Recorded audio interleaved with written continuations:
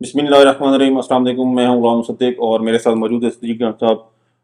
صدیق گنڈ صاحب، ذوالقرنین اقبال صاحب ہمارے دوست ہیں، سپریم کورٹ کے سینئر صحافی ہیں. انہوں نے ایک دعویٰ کیا ہے کہ ایک آئینی شخصیت بہت جلد کوئی مستعفی ہونے جا رہی ہیں. یہ دعویٰ کتنا درست ہے، اور اگر درست ہے تو وہ آئینی شخصیت ہیں کون؟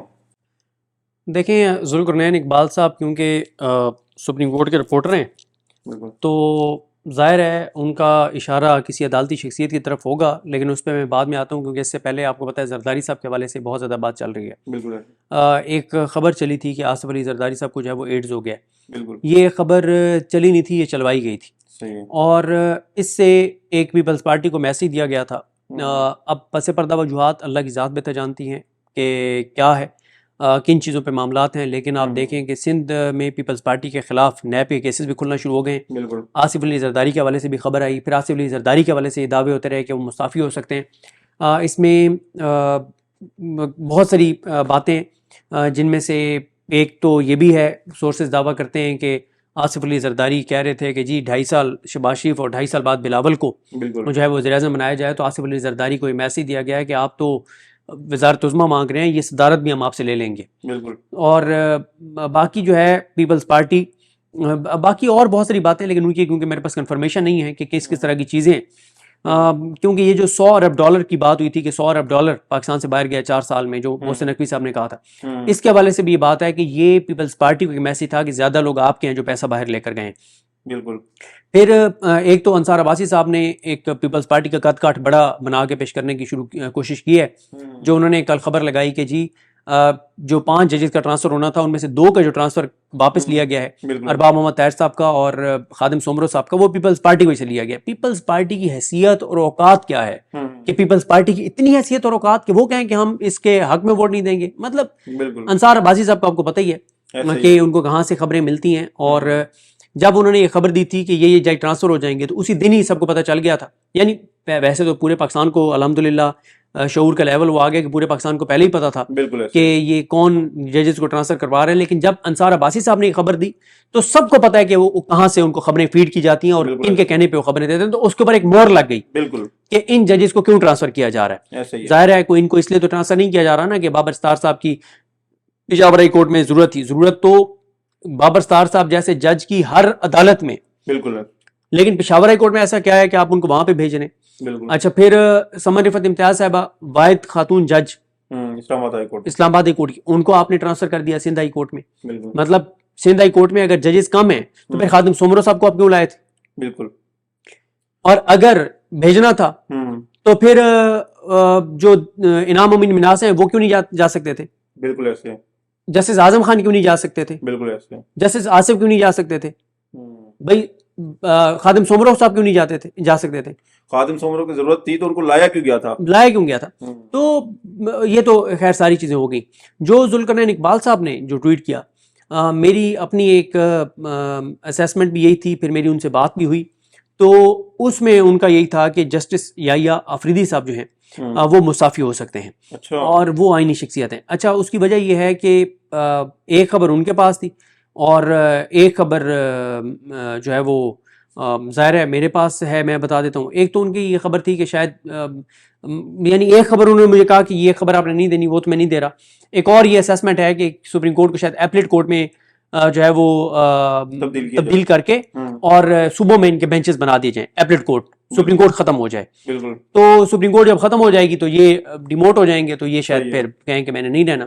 میری اطلاع یہ ہے کہ ایک اور بھی، اب یہ نہیں پتا کہ یحییٰ آفریدی صاحب نے یہ میسیج دیا ہے یا ان کے چاہنے والوں نے کسی نے میسیج دیا ہے یا کوشش کر رہے ہیں کہ ان کو جب چیف جسٹس پاکستان بنایا گیا تو 26ویں آئینی ترمیم میں یہ کیا گیا تھا کہ جو بھی چیف جسٹس پاکستان بنے گا اس کے جو ٹینیور ہوگا، مدت ملازمت ہوگی as a chief justice Pakistan, وہ 3 سال کے لیے ہوگی. جسٹس یحییٰ آفریدی صاحب نے اتنی سروسز دی ہیں اس نظام کو، 26ویں آئینی ترمیم کو سپورٹ کرنا ہو، 27ویں آئینی ترمیم کو سپورٹ کرنا ہو، منصور علی شاہ صاحب کے ساتھ جو کچھ کیا گیا، عطر منلہ صاحب کے ساتھ جو کچھ کیا گیا ہے، اس کے بعد عمران خان کے خلاف جو کچھ کیا گیا، 50 سے زیادہ ہائی کورٹ میں ججز بھرتی کیے گئے، اور جتنی انہوں نے سروسز دی ہیں اس نظام کو، جو یہ نظام چاہتا تھا وہ انہوں نے کیا ہے. تو اب ایک کچھ لوگ جو چلے، میں یہ نہیں کہتا کہ یحییٰ آفریدی صاحب خود یہ چاہتے ہیں، ان کے کچھ قریبی لوگ ہیں جو یہ چاہتے ہیں کہ جسٹس یحییٰ افریدی صاحب کے لیے 28ویں ترمیم میں یہ کیا جائے کہ جو چیف جسٹس پاکستان کی 3 سالہ مدت ملازمت ہے اس کو 3 سال کو ختم کر کے اور 65 سال کر دیا جائے دوبارہ ایج لمٹ کو. اس سے پھر یہ ہے کہ میرا خیال ہے ان کے 3-4 سال بڑھ جائیں گے بالکل جسٹس یحییٰ افریدی صاحب کے. تو جسٹس یحییٰ افریدی صاحب یہ کہتے ہیں کہ یا ان کے قریبی لوگ یہ سمجھتے ہیں, ان کے چاہنے والے یہ سمجھتے ہیں کہ اس وقت جو نظام کھڑا ہوا ہے تو اس میں ایک ستون جو ہے وہ جسٹس یحییٰ افریدی بھی ہیں جنہوں نے اس نظام کو سہارا دیا ہوا ہے. اگر جسٹس یحییٰ افریدی عمران خان کے اسیران کے کیسز میں یہ فیصلہ نہ کرتے کہ 120 دن میں 9 مئی کے فیصلے کریں, اور جسٹس یحییٰ افریدی صاحب 26ویں ترمیم کا کیس جو ہے وہ جو کمیٹی تھی منصور علی شاہ صاحب اور منیب اختر صاحب دونوں نے کہہ دیا تھا کہ اس کو انہوں نے بینچ بھی بنا دیا تھا کہ فل کورٹ بنا دیا تھا, اگر وہ لگ جاتا, اگر آئینی بینچ نہ بننے دیتے جسٹس یحییٰ افریدی صاحب تو یہ چیزیں تو نہیں ہونی تھی. تو کچھ لوگ یہ سمجھتے ہیں کہ جسٹس یحییٰ افریدی صاحب جو ہیں انہوں نے اس نظام کو یہاں تک کھڑا کرنے میں انہوں نے بڑا اپنی سروسز دی ہیں, انہوں نے بدنامی مول لی. ان کے ساتھ جو کچھ اس وقت پورے پاکستان کے اندر ہو رہا ہے, یعنی میں خود یہ سمجھتا ہوں کہ شاید لوگ قاضی فائز عیسیٰ کو تو شاید بھول جائیں, ویسے ممکن تو نہیں ہے کہ قاضی فائز عیسیٰ کو بھی کوئی بھولے, لیکن میں یہ سمجھتا ہوں شاید لوگ قاضی فائز عیسیٰ کو تو بھول جائیں لیکن جسٹس یحییٰ خان کو کوئی نہیں بھولے گا. جو جسٹس یحییٰ خان نے کیا ہے وہ تو قاضی بھی نہیں کر سکا تھا. بالکل ایسے جسٹس جوگر کو جسٹس قاضی فائز عیسیٰ نہیں لا سکا تھا, جسٹس جوگر کو یہ لائے. جسٹس جوگر کو چیف جسٹس انہوں نے بنوایا, باقی جج کو ٹرانسفر انہوں نے کروایا, 50 سے زیادہ ہائی کورٹ میں ججز انہوں نے بھرتی کروائے, سپریم کورٹ میں 7-8 جج یہ لائے. ہر وہ چیز جو یہ نظام چاہتا تھا وہ جسٹس یحییٰ افریدی صاحب نے کی ہے.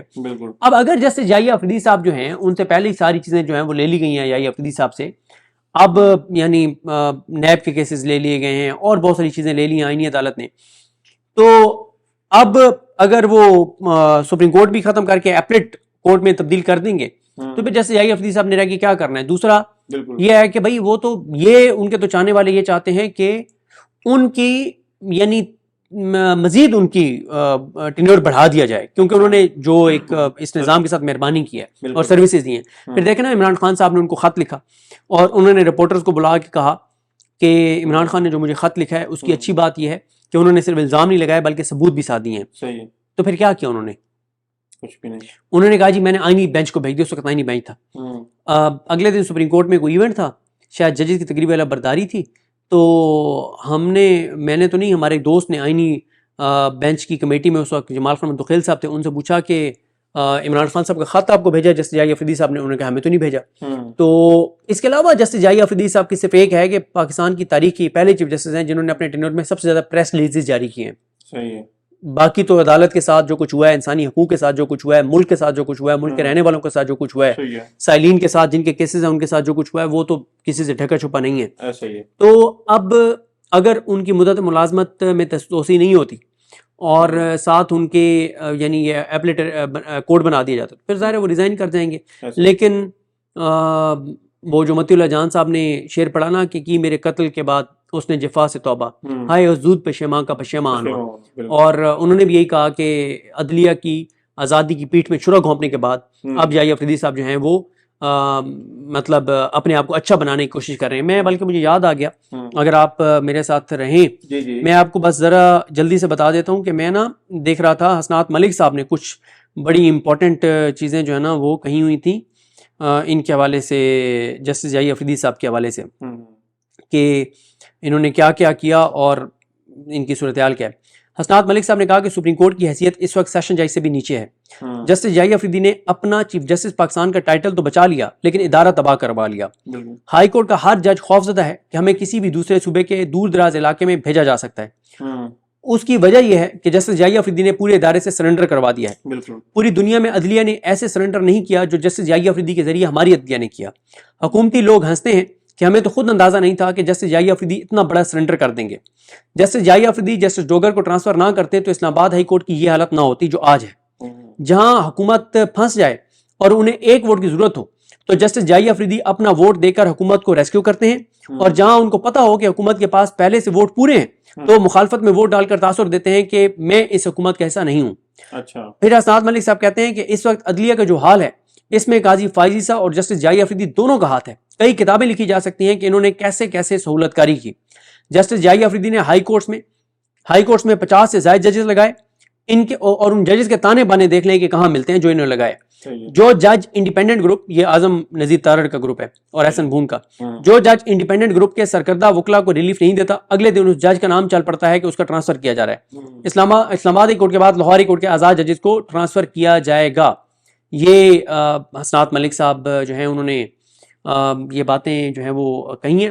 تو جسٹس جائی افریدی جو ہیں آپ ریزائن کریں یا نہ کریں, وہ کسی اصول پہ ریزائن نہیں کریں گے. یا تو کسی اصول پہ ریزائن کرتے ہیں نا, پاکستان کے لیے ریزائن کرتے ہیں, پاکستان کے لوگوں کے لیے ریزائن کرتے ہیں, اپنے حلف سے وفا میں ریزائن کرتے ہیں. اب اگر وہ ریزائن کریں گے تو اپنی ذات کے لیے کریں گے, اور جب کوئی اپنی ذات کے لیے ریزائن کرتا ہے تو لوگوں کی نظر میں اس کی کوئی عزت نہیں ہوا کرتی.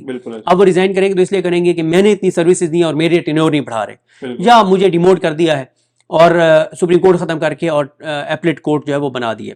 کیونکہ یہ بات تو پتہ چل رہی ہے کہ آئینی عدالت کے ججز کا جب کوئی مہمان آتا ہے تو وہ اس کو بٹھا کے کہتے ہیں کہ معذرت آپ کی شایان شان جگہ تو نہیں ہے, لیکن بس یہ سپریم کورٹ چند ہفتوں میں خالی ہو جائے گی, تو ہم ادھر شفٹ ہو جائیں گے, ادھر بڑے چیمبر ہیں, تو انشاءاللہ آپ ادھر آئیں گے تو آپ کو مزہ آئے گا. تو یہ کہا جاتا ہے. اچھا, یہ ججز ٹرانسفر ہوئے, اس پہ لاہور بار ایسوسیشن نے پریس ریلیز جاری کر مستعفی ہونے کا مطالبہ کیا. انہوں نے ان ججز, ظاہر ہے اس کے اوپر دو پوائنٹ آف ویوز ہیں. ایک یہ ہے کہ ان ججز کو ریزائن کرنا چاہیے. میں یہ سمجھتا ہوں کہ ان کو نہیں ریزائن کرنا چاہیے, ان کو رہنا چاہیے, کیونکہ جب بھی پاکستان میں ان ججز کا بھی ٹینیور رہتا ہے تو پاکستان میں نظام یہ گرنا تو ہے, یہ نظام اور پاکستان ایک ساتھ نہیں چل سکتے. تو 6 ماہ ہوں, سال ہوں, 1.5 سال ہو, یہ نظام تو گرنا ہی گرنا ہے, کیونکہ پاکستان کی بقا ممکن نہیں ہے اگر یہ نظام جاری رہا جس طرح سے پاکستان کے اندر کیا گیا. تو اگر پاکستان کو سلامت رکھنا ہے اور پاکستان کو آگے چلانا ہے تو یہ نظام تو بدلنا پڑے گا. تو یہ نظام جب بھی بدلے گا تو پھر جسٹس بابر ستار صاحب, جسٹس سمن رفت امتیاز صاحبہ, جسٹس محسن اختر کیانی صاحب جیسے ججز کی ضرورت پڑے گی. تو اس لیے میں یہ سمجھتا ہوں ان ججز کو ریزائن نہیں کرنا چاہیے. ہاں, جسٹس جائی افریدی سے پتہ نہیں انہوں نے مطالبہ کیا, کس نے مطالبہ کیا, تو اس سے بھی میں اتفاق نہیں کرتا. جسٹس جائی افریدی کو اب رہنا چاہیے اور آخری حد تک اس نظام کے ساتھ جانا چاہیے. اور میں یہ سمجھتا ہوں کہ اس نظام اور اس نظام کے ساتھ جو لوگ ہیں تو وہ آخر تک ایک ساتھ اکٹھے رہیں. اچھا, جو آلریڈی مستعفی ہو چکے ہیں ججز, جیسے منصور علی شاہ ہو گیا, ترمین اللہ, آپ ان کو ان فیوچر متحرک ہوتا دیکھ رہے ہیں؟ یار وہ متحرک کس لیے ہوں؟ کوئی بار ایسوسیشن ایکٹیو ہوتی, کوئی بار کونسل, کو وکلا تنظیمیں, کوئی تحریک تحفظ پاکستان, تو کس لیے ایکٹیو ہوں؟ میرا نہیں خیال ان کو ایکٹیو ہونا چاہیے. جب محمود خان چکزئی جیسی شخصیت سرنڈر کر گئی ہے اور وہ کمپرومائز کر گئی ہے اور وہ اس نظام کے ساتھ مل گئی ہے, تو پھر پیچھے کیا بچتا ہے؟ میرا نہیں خیال کہ ان کو ریزائن کرنا چاہیے, ان کو ایکٹیو ہونا چاہیے. بہت شکریہ صدیق جان صاحب. مزید جو بھی اپڈیٹس ہوں گے آپ کو بتاتے رہیں گے. مجھے اور صدیق جان صاحب کو اجازت دیجیے. اللہ حافظ. اللہ حافظ. السلام علیکم جی, میں ہوں فیصل عباس اور میرے ساتھ موجود ہیں صدیق جان صاحب. اسلام آباد ہائی کورٹ کے 3 ججز کا تبادلہ ہوا اور پھر اس کے بعد اب باقاعدہ طور پر نوٹیفیکیشن بھی جاری ہو چکا ہے. لیکن سوشل میڈیا کے اوپر ایک بہت زیادہ یہ ڈسکشن چل رہی ہے کہ شاید یہ اسلام آباد ہائی کورٹ کے جو 3 ججز ہیں عمران دار ججز تھے, اسی وجہ سے اس موجودہ رجیم کے اندر ان ججز کا ٹرانسفر کیا گیا ہے اور اسلام آباد ہائی کورٹ سے دیگر ہائی کورٹس کے اندر ان کا تبادلہ کیا گیا ہے. صدیق جان صاحب, نوٹیفیکیشن جاری ہو چکے ہیں ججز کے تبادلے کے. ایک ڈسکشن چل رہی ہے کہ عمران خان کی ہی وجہ سے, میں بلکہ طلعت حسین کو سن رہا تھا, ان کا کلپ میں نے ٹویٹ بھی کیا, انہوں نے کہا تھا کہ شاید یہ 3 ججز بھی اب دیکھ رہے ہیں کہ اڈیالہ جیل کا دروازہ کھلے گا تو یہ پھر واپس آئیں گے اسلام آباد ہائی کورٹ کے اندر, جن ہائی کورٹس کے اندر ان کو بھیجا گیا ہے. تو یہ کیا ہے بیسیکلی اس کے پیچھے؟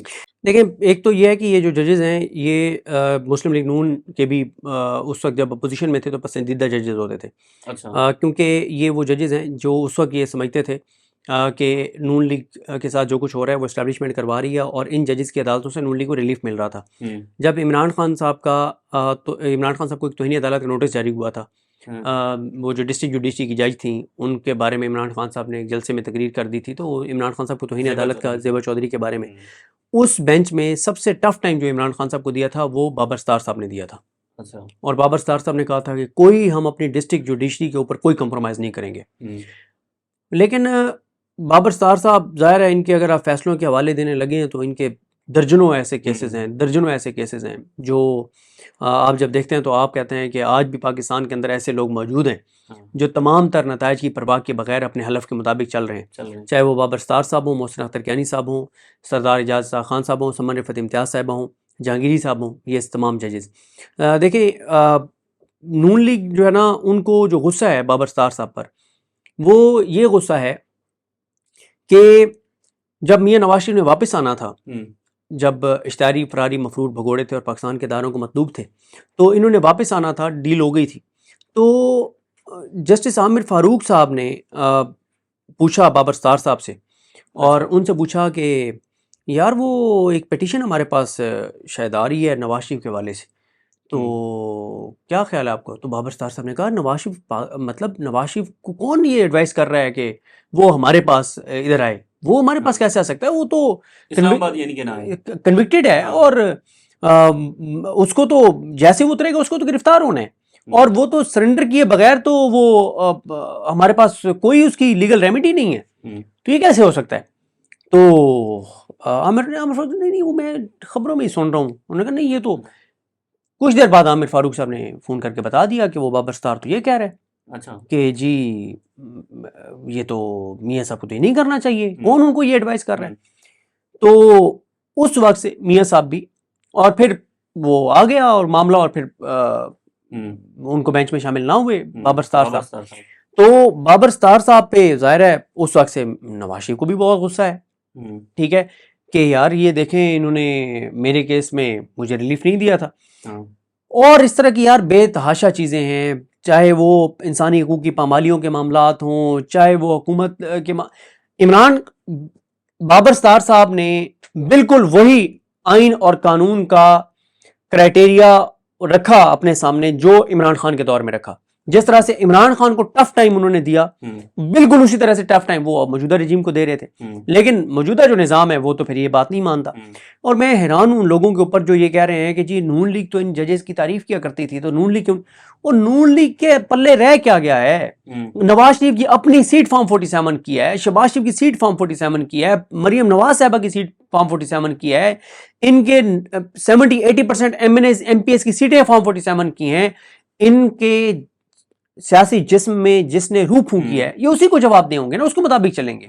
یہ ان کے اندر تو بیچاروں کے اندر اپنی جان ہی نہیں ہے, تو یہ کیسے ریزسٹ کر سکتے ہیں؟ جو ان کو کہا جاتا ہے یہ وہی کرتے ہیں. ان کو اب آپ دیکھیں کہ وہ جو ان کے ایک مشیر قانون ہیں ان سے کوئی لاجک نہیں بن رہی, کوئی وجہ نہیں بن رہی. بھائی یہ بتائیں کہ پہلے آپ نے یہ جسٹس ڈوگر کو ادھر آپ لے کے آئے 15 نمبر سے, تیسرا نمبر والا کیوں نہیں آ سکتا تھا جی؟ چوتھے نمبر والا ہائی کورٹ سے کیوں نہیں آ سکتا تھا؟ 5ویں نمبر والا کیوں نہیں آ سکتا تھا؟ 15ویں نمبر والا کیوں آیا؟ پھر ادھر سے اسلام آباد ہائی کورٹ سے کوئی اور کیوں نہیں جا سکتا؟ بالکل ایسے ہے, یہ ججز ہی کیوں؟ پہلے آپ نے ایک جج جو جس کو ہم عام زبان میں کہیں کچا جج, جو ابھی کنفرم نہیں ہوئے تھے, جسٹس آصف, ان کو جج بنوایا جاتا ہے بلوچستان ہائی کورٹ کا. جج بنواتے ہی ان کو 5-7 دن بعد اسلام آباد ہائی کورٹ ٹرانسفر کر دیا جاتا ہے. تو اس وقت بلوچستان سے ادھر جج کی ضرورت تھی, آپ ادھر لے آئے. اب اگر ادھر سے واپس بلوچستان ہائی کورٹ میں جج کی ضرورت ہے تو آپ جسٹس آصف کو بھیجیں, تو آپ جسٹس آصف کو بھیجیں. تو وہاں پہ ان کا نام کیوں تھا اور بابا مطہر صاحب کا نام کیوں تھا؟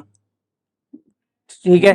اچھا پھر آپ سندھ سے خادم سومر صاحب کو لائے, ان کو کیوں لائے آپ اگر وہاں پہ سندھ ہائی کورٹ میں جج کی ضرورت تھی؟ کہ اب آپ نے سمر رفعت امتیاز صاحب کو بھیج دیا, ان کو بھیجتے نا, آپ سمر رفعت امتیاز صاحب کو کیوں بھیجا ہے؟ ٹھیک ہے نا. اچھا پھر آپ یہاں پہ بابر ستار صاحب کو ادھر بھیج رہے ہیں, پشاور ہائی کورٹ بھیج رہے ہیں, تو پشاور ہائی کورٹ میں اگر اتنی ججز کی ضرورت ہے تو آپ وہاں پہ نئے جج بھرتی کر لیں. سب کو پتا ہے کہ ان ججز کو نشان عبرت بنایا گیا ہے, ایک میسیج دیا گیا ہے کہ اگلے جب تک یہ رجیم چلتی رہے کوئی جج سر اٹھا کے کوئی فیصلہ دینے کی کوشش نہ کرے, اس لیے ان کو نشان عبرت بنایا گیا. اچھا یہ صدیق بھائی تھوڑی سی تنقید بھی ہوتی ہے کہ منصور علی شاہ اور عطر من اللہ صاحب نے استعفیٰ دیا, اس کے بعد وہ خاموش ہو کر بیٹھ گئے, وہ کہیں پر سامنے نہیں آئے. ظاہر ہے ابھی تھوڑی دن پہلے سندھ ہائی کورٹ بار کے اندر ایک بہت بڑا وکلاء کنونشن بھی ہوا پاکستان, وہاں پر بھی علی احمد قربی نے ان کو تنقید کا نشانہ بنایا. ججز کو جانا چاہیے وہاں پر, اور ابھی تک وہ خاموش ہو کر بیٹھے ہیں. ظاہر ہے سب سے پہلے بڑا نقصان تو ان ججز کا اپنا ہوا ہے, لیکن وہ ریٹائر ہو کے خاموش. پہلے میں سمجھتا تھا کہ منصور علی شاہ صاحب کو اور عطر من اللہ صاحب کو نکلنا چاہیے, لیکن اب میں سمجھتا ہوں انہوں نے نہ نکل کے بالکل ٹھیک کیا ہے. کس کے ساتھ نکلتے؟ یہ حامد خان صاحب کے ساتھ نکلتے, ان بار ایسوسیشن کے ساتھ نکلتے, ان بار کونسل کے ساتھ نکلتے, جو صرف گدڑ بھپکی ہیں, دھمکی ہیں, اور پریکٹیکلی وہ سڑکوں پہ نہیں آتے. تحریک تحفظ پاکستان کے ساتھ آتے, اچھا صاحب کے ساتھ آتے. اچھا صاحب نے کون سا تیر مار لیا؟ اس وقت جتنا اس نظام کو اچھا صاحب سرو کر رہے ہیں اتنا تو میں سمجھتا ہوں شہباز شریف سرو نہیں کر رہا. دیکھیں شہباز شریف نے تو शहबाज शरीफ को तो जिस मकसद के लिए रखा गया है उसने तो वही करना है ना, सर झुका के नौकरी करनी है। मरीम नवाज साहबा को भी आसान रास्ता आता था, आजकल मरीम नवाज खान के पीछे पड़े हुए हैं क्योंकि ये समझते हैं कि हर मरीम नवाज को मरीम नवाज शरीफ वाले रास्ते पे जाना चाहिए। वो आसान रास्ता जो मरीम नवाज शरीफ ने बताया था ना कि आसान रास्ता क्या है, तो ये कहते हैं हर मरीम नवाज को मरीम नवाज शरीफ के रास्ते पे चलना चाहिए। वो भाई ज़ाहिर ज़रूरी नहीं है वो मरीम नवाज खान है, वो मरीम नवाज शरीफ नहीं है कि जो उस रास्ते पे चलेगी जो आसान रास्ता उनको आता है। वो जिस रास्ते पे चल रही है मुश्किल रास्ता है, लेकिन इसी में इज्जत है, ठीक है। आने वाली नस्लें भी हवाला देंगी, लोग हवाला देंगे कि यार उस वक्त ये लोग थे, चाहे वो मतीउल्लाह जान साहब हों, चाहे वो साकिब बशीर साहब हों, चाहे वो मरीम नवाज खान हो, इनका लोग हवाला देते हैं। बड़ी जुर्रत की बात है, बड़ी दलेरी और बहादुरी की बात है कि वो जिस चीज़ को ठीक समझते हैं वो बात कह रहे हैं, और बड़ा मुश्किल है इस वक्त वो बात कहना, क्योंकि आपकी सहाफ़ती तंजीमें कंप्रोमाइज्ड, आपके मीडिया कंप्रोमाइज्ड, आपके मीडिया मालकान कंप्रोमाइज्ड, आपकी bar association compromised, bar council compromised, आपकी तहरीक तहफ़्फ़ुज़ पाकिस्तान कंप्रोमाइज्ड। मुझे बताएं जो मतीउल्लाह जान साहब के साथ हुआ, सबको नहीं पता कि वो किस लिए हुआ है? तहरीक तहफ़्फ़ुज़ पाकिस्तान का उसके ऊपर अपने को बयान देखे नहीं। देखें, हर रिएक्शन का रिएक्शन ये तय करता है कि वो एक्शन दोबारा होगा या नहीं होगा। जब मतीउल्लाह जान साहब को निकाला गया उसी वक्त रात को आके इनको प्रेस कॉन्फ्रेंस करनी चाहिए तहरीक तहफ़्फ़ुज़ पाकिस्तान को कि ये गलत हुआ है। प्रेस क्लब जाते भाई, आप जाते, आप उनके पास जाते, आप उनके घर जाते, फिर आप इमरान खान को जब रात को लेके गए अडयाला से उधर पिम्स, अगले दिन सुबह उठ के पहला काम तहरीक तहफ़्फ़ुज़ पाकिस्तान को करना चाहिए था कि वो प्रेस कॉन्फ्रेंस करते कि ये क्या बात है। जो बुशरा बीबी के साथ हर लोड शेडिंग का मामला हो, सोलर वालों के साथ मामला ज्यादती का मामला हो, बढ़ती हुई तेल की कीमतों का मामला हो, किसी एक अवामी इशू पे मुझे बता दें तहरीक तहफ़्फ़ुज़ पाकिस्तान इस हुकूमत को टफ टाइम दिया हो। मतलब हर मामले के ऊपर जितने पाकिस्तान के अंदर लोगों के साथ जो कुछ हो रहा है, मसाइल हैं, जितने, ओ भाई आपकी अगर एस्टेब्लिशमेंट ने आपको मीठी गोली दी है, अगर तहरीक तहफ़्फ़ुज़ पाकिस्तान के मुंह में उन्होंने फीडर दिया है कि आपने अभी ये फीडर पीते रहना है और आपने बस चुप करके लेटे रहना है, तो आप लेटे रहे, फीडर मुंह पे लिए हुए, बिल्कुल ठीक है। लेकिन आप एस्टेब्लिशमेंट को कुछ ना कहें, हम आपको नहीं कहते, आपकी इतनी पसली नहीं है पाकिस्तान में, ठीक है। आप जो इनकलाबी बनते थे वो पता चल गया कि आप कितने इनकलाबी हैं। आप एस्टेब्लिशमेंट को कुछ ना कहें, आप हुकूमत को भी कुछ नहीं कर पा रहे। आप मरीम नवाज जो कुछ पंजाब में कर रही हैं, जो शहबाज शरीफ अवाम के, आप उसके ऊपर भी बात नहीं कर पा रहे। यानी इतने कमजोर साबित होंगे चकजई साहब, मैं तसव्वुर भी नहीं कर सकता था। और इमरान खान, वो खुशकिस्मत इमरान खान जिसको पाकिस्तान की तारीख में किसी को इतनी पॉपुलैरिटी नहीं मिली जो उसको मिली है, वो इतना इस मामले में बदकिस्मत है, जिसके ऊपर हाथ रखता है वही कंप्रोमाइज निकलता है, जिसके ऊपर हाथ, जिस पे तकिया करता है वही उसकी पीठ में छुरा घोंपता है। मैं तो एक ही सवाल कर रहा हूं ना, उमर अयूब साहब क्या ऐसा नहीं कर रहे थे जो चकजई साहब ने आके कर दिखाया? तहरीक इंसाफ कुछ क्या ऐसा नहीं हासिल कर पाई थी जो तहरीक तहफ़्फ़ुज़ पाकिस्तान ने हासिल कर लिया? एंड में मैंने अपनी वीडियो में भी पेशन गोई की है, आज मैं आपकी वीडियो में भी पेशन गोई कर रहा हूं। 4 महीने बाद जब एस्टेब्लिशमेंट इस सारी मुश्किल से निकल जाएगी, क्योंकि इस वक्त एस्टेब्लिशमेंट के लिए मुश्किल ये है कि 4 महीने के हवाले से जो आगे पेशन गोई हुई है कि पेशन गोई हुई है और जो रिपोर्ट्स आ रही हैं कि पाकिस्तान की तारीख के गर्म तरीन ये 4 महीने होंगे। तारीख में इतनी गर्मी नहीं पड़ी जो इन 4 महीने में पड़ेगी। लोड शेडिंग कई साल बाद इतनी ज्यादा होगी जो पहले कभी नहीं हुई। बिजली पाकिस्तान की तारीख की महंगी तरीन बिजली होगी अगले 4 माह में। अगले 4 माह में इंडस्ट्री बंद होनी है, फैक्ट्रियां मिलें बंद होनी है, बेरोजगारी बहुत ज्यादा बढ़ेगी, गुर्बत बहुत ज्यादा बढ़ेगी, लोगों की बाइंग कैपेसिटी और कम होगी, पेट्रोल डीजल की वजह से हर चीज महंगी होगी, लोग खुदकुशियां करेंगे, ताजिर परेशान होंगे, दुकानदार परेशान होंगे, किसान परेशान होगा, मजदूर परेशान होगा, कंस्ट्रक्शन कम होगी, हर तरफ से तबाही आएगी। ये 4 महीने मुश्किल तरीन है एस्टेब्लिशमेंट के लिए और इस हुकूमत के लिए। इन 4 महीनों में ही उन्होंने अपोजिशन को कंप्रोमाइज करके रखना है कि वो ना निकलें। इन 4 महीने में चकजई साहब नहीं निकलेंगे, कोई टफ टाइम इस निजाम को नहीं देंगे। जब 4 महीने गुजर जाएंगे फिर लंबी लंबी कहानियां आपको बताई जाएंगी। उस वक्त चकजई साहब ये करना चाहते थे, पीटीआई वालों ने ये कर दिया, वो ये करना चाहते थे, पीटीआई वालों ने नहीं करने दिया, वो ये करना चाहते थे तो पीटीआई ने साजिश कर दी। आपका क्या ताल्लुक है भाई पीटीआई के साथ? आप अलग तरीके तहफ़्फ़ुज़ पाकिस्तान है, इख्तियारात हैं आपके पास। इमरान खान ने आपको इख्तियारात दिए हुए हैं, उठा के बाहर मारें। जो पीटीआई का बंदा कंप्रोमाइज है उसको उठा के बाहर मारें, छोड़ दें पीटीआई को, आप निकलें, पीटीआई के लोग आपके पीछे निकलेंगे। आपके पास साथ आप सिर्फ पीटीआई को छोड़ दें, भाई अवाम पाकिस्तान की जिम्मेदारी नहीं है? आप किस चीज का पोजीशन लीडर हैं? क्या आप ना जो कुछ किसानों के साथ पंजाब में गंदम के किसानों के साथ हो रहा है, क्या आपकी जिम्मेदारी नहीं है? आप बात करें। जो पंजाब के स्कैंडल आ रहे हैं, पाकिस्तान की तारीख का सबसे बड़ा स्कैंडल है, जो 3000 से ज्यादा लोगों को एड्स हो गया और अस्पतालों से हुआ है। मतलब अवामी इश्यूज पे भी आपको एस्टेब्लिशमेंट ने मना कर दिया कि आपने मरीम नवाज को भी कुछ नहीं कहना, आपने शहबाज शरीफ को भी कुछ नहीं कहना। मतलब चले पहले तो जिन ओहदेदारान का हम कहते थे पीटीआई का कि वो कंप्रोमाइज्ड हैं, وہ چلیں صرف اسٹیبلشمنٹ کو خوش کر رہے تھے نا، یہ تو اسٹیبلشمنٹ کو بھی خوش کر رہے ہیں، نواز شریف کو بھی خوش کر رہے ہیں، شہباز شریف کو بھی خوش کر رہے ہیں، مریم نواز کو بھی خوش کر رہے ہیں. تو یہ کیا کر رہے ہیں چکزئی صاحب؟ یہ 4 مہینے بعد سارا ملبہ ڈالیں گے پی ٹی آئی پہ، اور اس وقت بہت دیر ہو چکی ہوگی. عوام ہر آنے والے دن کے ساتھ مایوسی عوام میں بڑھ رہی ہے چکزئی صاحب کی مجرمانہ خاموشی کی وجہ سے.